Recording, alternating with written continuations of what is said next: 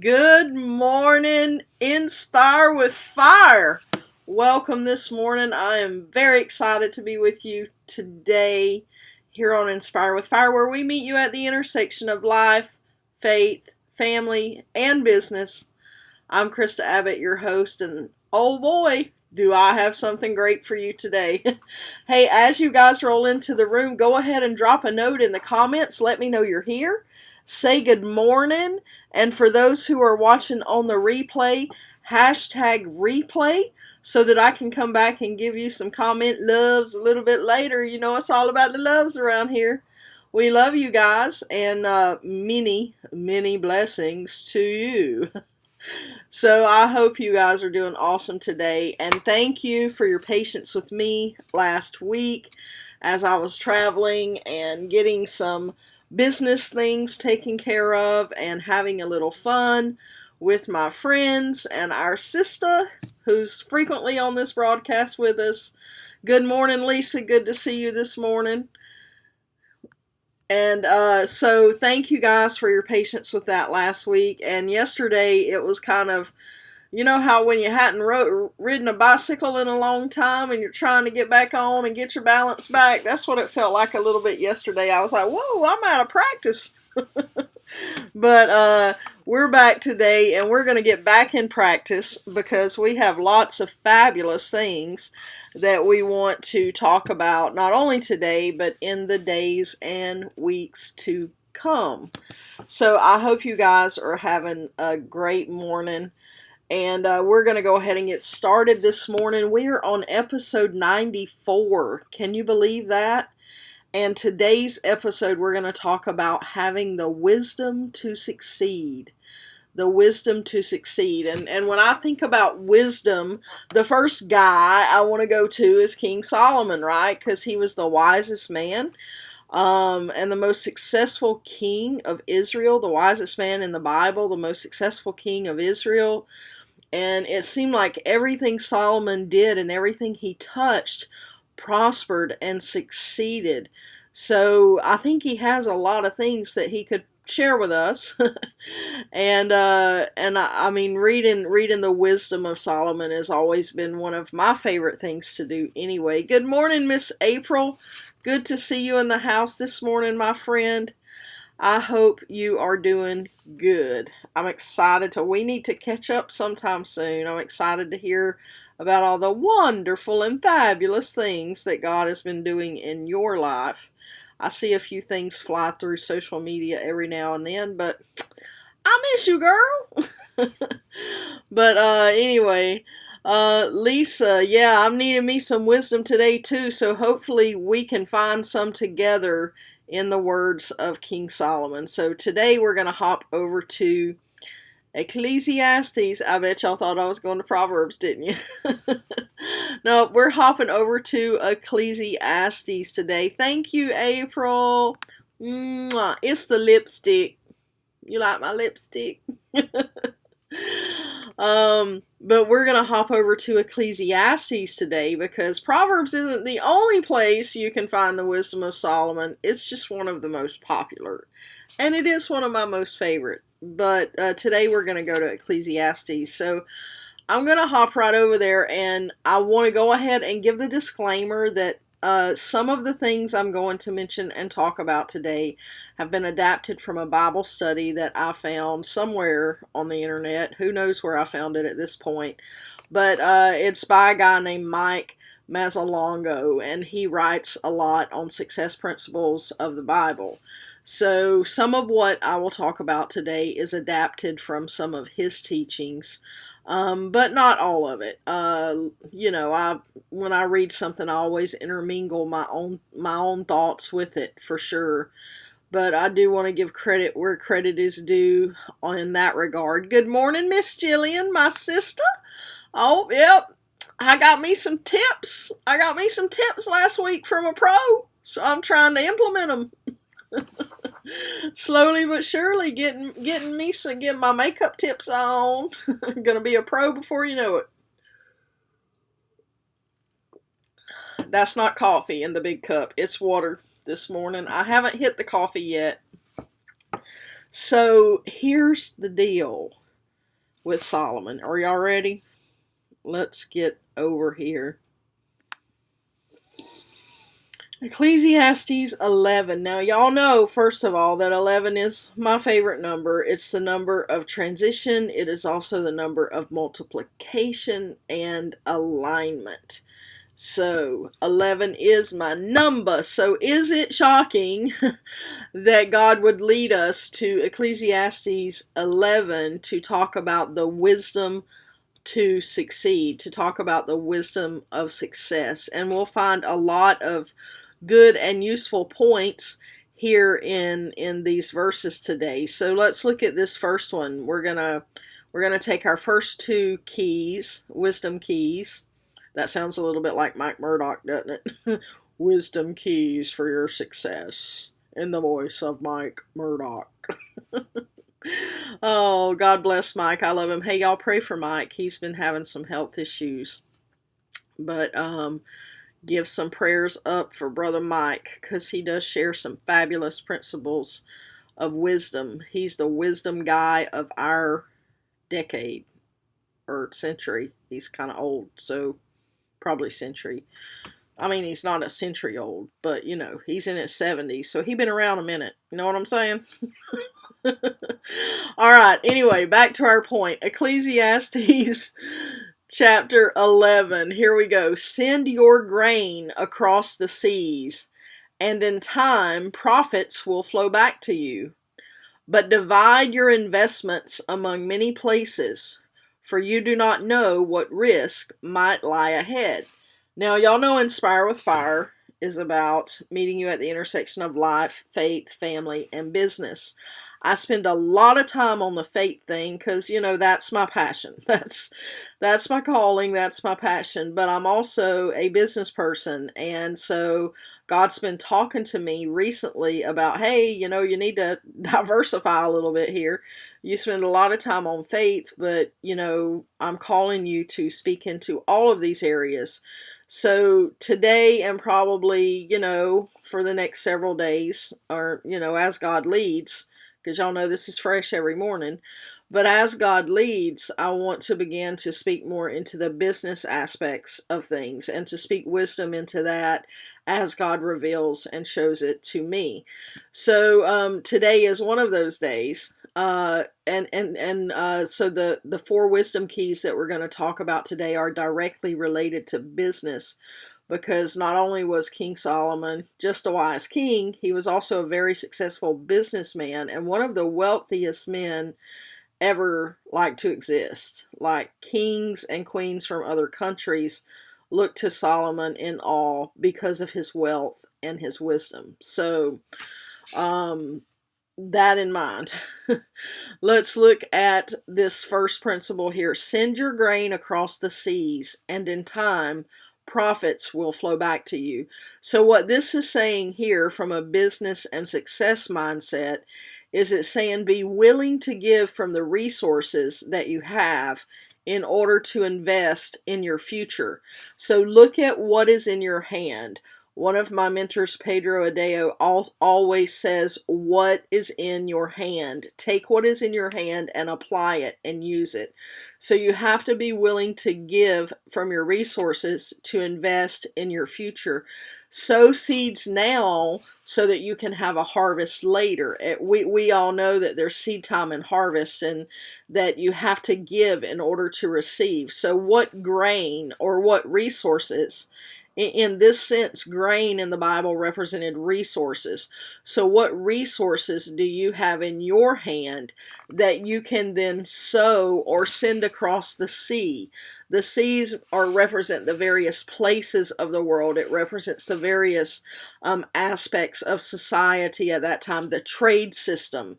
Okay, when you think about cargo ships and trade across countries, the sea is always involved as the transport system of those various things. So what grain or what resources do you have that you can distribute among the various places in your sphere of profession, in your career, in your business, in your trade agreements that you have. Where can you distribute those resources that you have so that you can get them in action to bring to you a profit in the future? It says profits will flow back to you, but you've got to send it out before it can flow back. Okay, so look at the resources you have. Looking at your talents, look at your skills, look at your abilities. What do you have that you can give, that you can sow, that you can plant and send out into the sea in order that it can return to you at some point in the future with a profit? Okay, profit, Profit, meaning additional income or additional revenue flowing back to you. Okay, I hear that, Lisa. I love me some Pedro too. Love me some Pedro. Oh, thank you, April. Oh, that's so sweet. Amen to the amens. There's my sister giving me some fire. I love it. All right, so understand the law of sowing and reaping, that you must give to receive. So that's wisdom principle number 1 that we see here in Ecclesiastes 1 and 2. Now let's look at the second one because it's right here in verse 2. But divide your investments among many places, for you do not know what risk may lie ahead. Did Grandma ever say to you, don't keep your eggs in one basket, baby doll? Grandma used to say that to me. Don't keep all of your eggs in one basket. In other words, don't invest everything that you have in one place, because you never know what the future holds. You never know what's coming down the road, and you want to make sure that that you have diversification. You want to diversify in your investments, not only your monetary investment, but your time investment, your resource investment. Yes, you want to have a diversified portfolio investment wise, but you also can look at this as diversity in your income streams. Multiple streams of income is the term that a lot of entrepreneurs use. And having that main stream, of course, but also having multiple streams that feed into that, so that you're not totally reliant on one specific income stream. I know I learned that the hard way. A few years back, I was really like, I took all my eggs and put them in one basket. I had previously been somewhat diversified, and I just started putting all of my time, all of my energy, all of my resources, and everything banking on this one stream. And situations changed, circumstances happened, and that river dried up. And, and then I was left kind of going, what now? You don't want to find yourself in that what now situation. Now, God leading and directing my steps, as we talked about yesterday, he's always got a plan. And it's a good plan. And it's a better plan than what you ever could have thought of on your own. So God's always got a plan. And he had a plan for me at that time. But the lesson I learned through that was to never put your eggs all in one basket, because you never know what is going to happen down the road. You have to have a backup plan. You have to have something to rely on if hard times come and wipe out that mainstream, because we don't know. God does, but we don't, and he will warn us and prepare us. And looking back in hindsight, I can see where he did that very thing with me many years ago. And I paid some attention, but not complete attention. You know what I mean? But I was somewhat prepared. And that preparation and that warning that God had given me previously allowed me to squirrel away some things. You know what I'm saying? I had some acorns hidden in the tree. And I was able to survive the scarce winter that shortly followed that season. And it was a very short season of scarcity. So, because God is a good God. Somebody say, hallelujah. Hallelujah. Hey, Susan, good to see you hopping on this morning. Oh boy. All right. So what do we have next? So we want to make sure that as we develop our skills and invest our time and talents, that we invest those into as many places as we can. But in doing so, make sure you're not compromising your quality or output. So you don't want to diversify to the point that you're stretched thin, especially on time, energy, and things like that.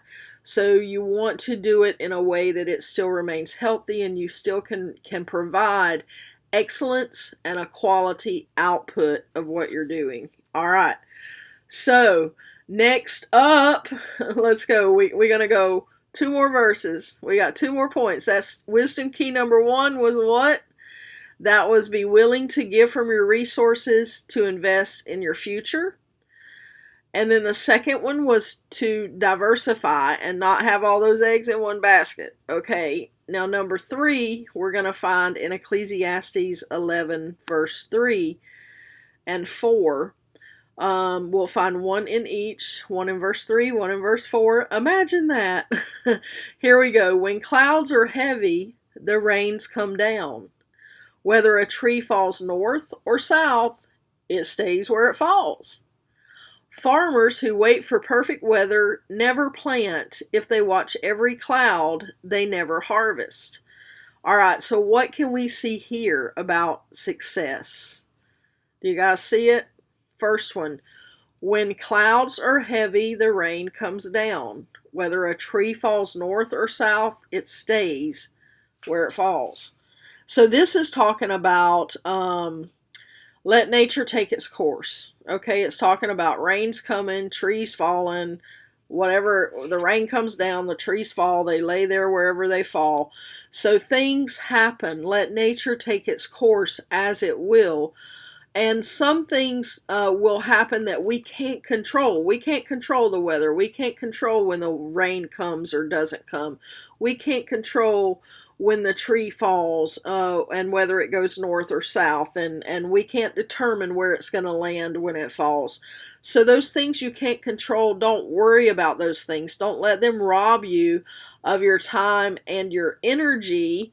Come on, somebody, especially your emotional energy, and that can speak into the things that are happening in the world today that we can't control.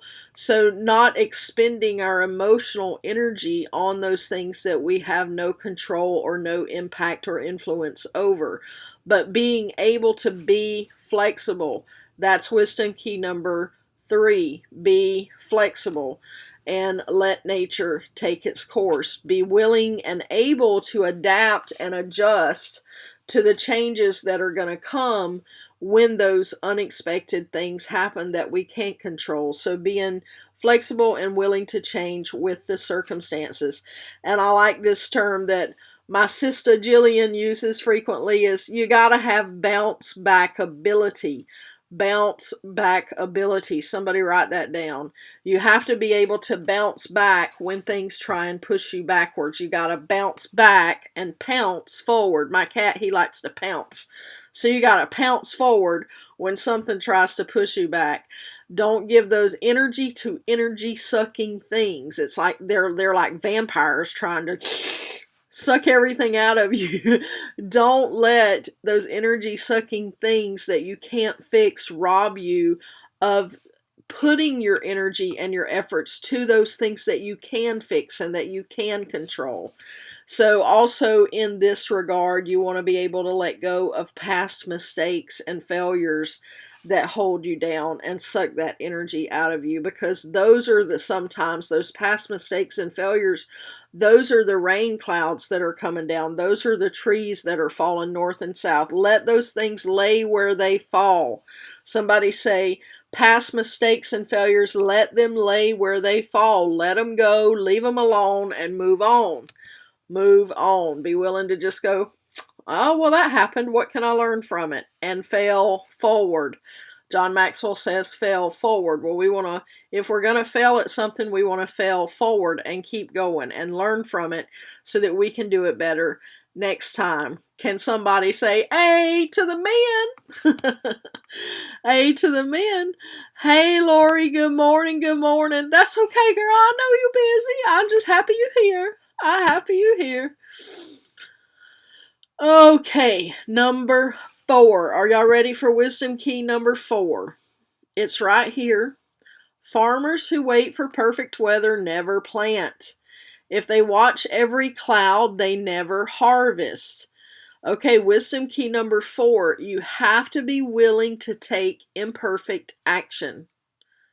What? Somebody just got some deer in headlights, like your heart almost paused for a minute. You're like, oh, imperfect action.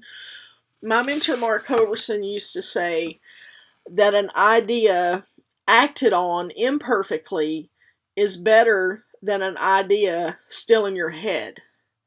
So he encouraged immediate action just to get the idea out of your head and get it going and have some momentum flowing with it. You can perfect it later, you can refine it later, but you gotta get started. You gotta start somewhere, and you might as well do it today. I used to tend to procrastinate a lot because I wanted things to be perfect. I wanted things to be exact. And sometimes if I'm not careful, I find myself still slipping back into that modus operandi. But Mark really helped me break through this back in, I think it was 2010 or 11, when I went and did a private mastermind with him for a weekend at his home in Arizona. And he really helped me with that, because our plan was to make a video and put it out there and set up some Facebook ads to go with it. And, you know, we went out on a hike, we made the video, and then on our way back, we're riding in the car, and he goes, did you post the video? Did you upload the video to YouTube yet? And I'm like, no, I was waiting till we got back. He was like, you can do that now from your phone. Go ahead and do it. Let's get it moving. You got to keep the momentum going. And so then he started talking to me more about this concept of getting things going and keeping the momentum and imperfect action. I wanted to get it back, get it on my computer, edit it, put a little graphic on the front, a graphic on the back, fade in, fade out some lower thirds. I wanted to fancy it up. And he's like, no, get it out there. We got to make some ads. We got to get this going so we can generate revenue, generate income. So I was like, oh, okay. So imperfect action today is better than no action tomorrow. Okay. So you don't have to be perfect to be excellent. Remember that. You can always, excellence is about giving your best now and refining it as you go. So you can be excellent and still not be perfect. Another golden nugget in this regard that I got from another mentor. Y'all, I got mentors. You gotta have mentors. You gotta have mentors in lots of areas of your life. Clarice Fluitt, Dr. Clarice Fluitt, says often, I love this when she says this. She says, your potential has a shelf life or an expiration date.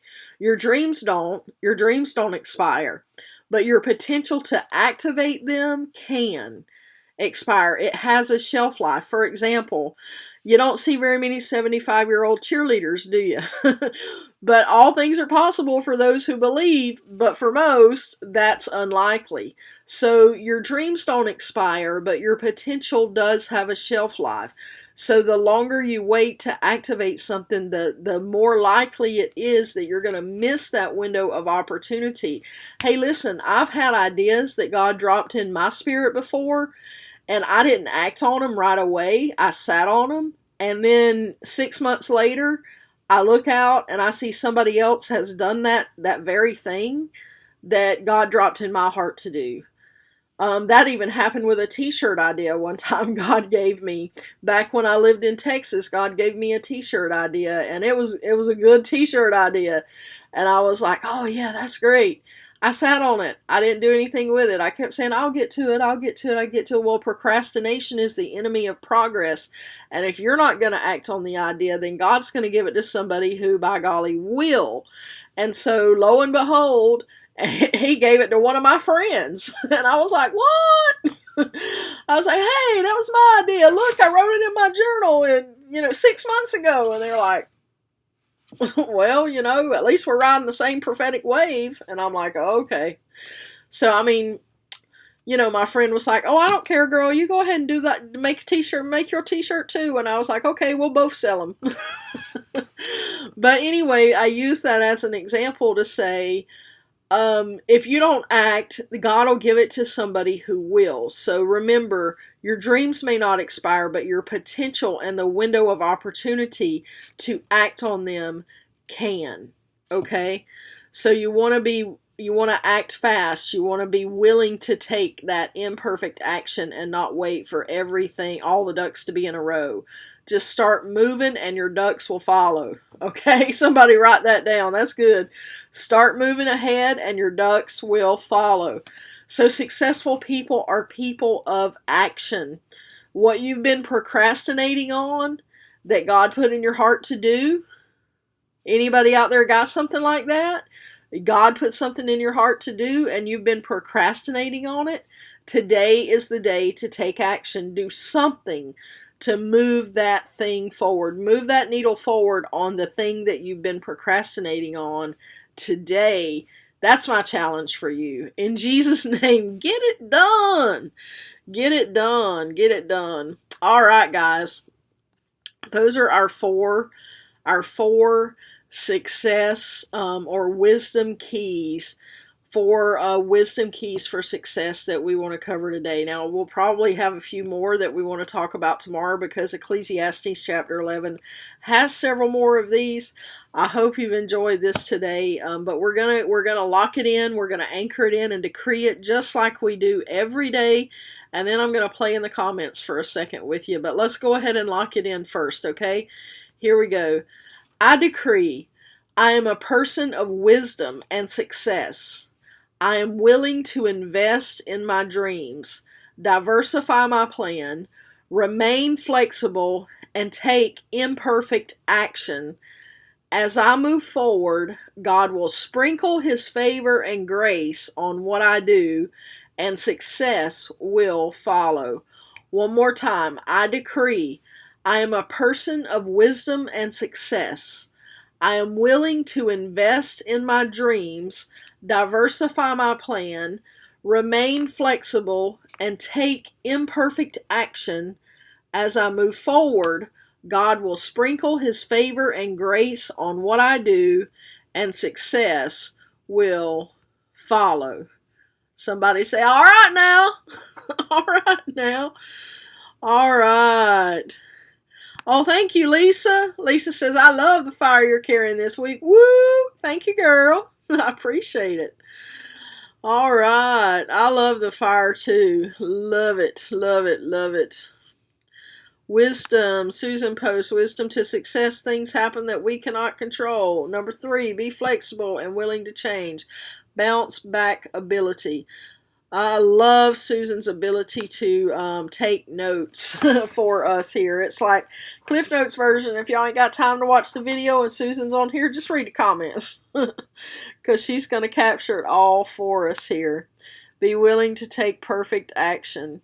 Keep the momentum going. God will give it to somebody who will. Yes, I learned that one the hard way.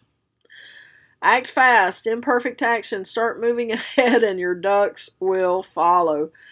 You got that. Oh, thank you, Lisa. Thank you. I loved it too. It was kind of fun. Thank you, April. Well, all right then. Somebody say, "All right then. Let's take a sip of water." Y'all know I love you. All right. Well, today is what? Tuesday. Tomorrow's hump day. So we will be back here tomorrow at 8:08 a.m. Eastern Standard Time. Is it daylight time? I think it's standard now. I always get those mixed up. I never just say Eastern, right? Eastern time. So then if it's standard or daylight, who cares? It's just Eastern time. All right, y'all. That's it for today. Y'all know where to find me, KristaAbbott.com and Kingdom818.com. I gotta get those new t-shirt ideas up before somebody else takes them. God's giving them to me. See, I'm preaching to myself this morning. But I do have some new shirt designs that I'm working on that will be available soon and very soon. And so we're going to try and get those up for you guys at kingdom818.com. And then, yeah, if you want to make a donation, you can do that at kristaabbott.com/give. Those are tax deductible. And you can also give on the Cash App with $Dr. Krista. So that is it for today. I will see you guys tomorrow. And be bold, be strong, and be wise. I love you. Take care.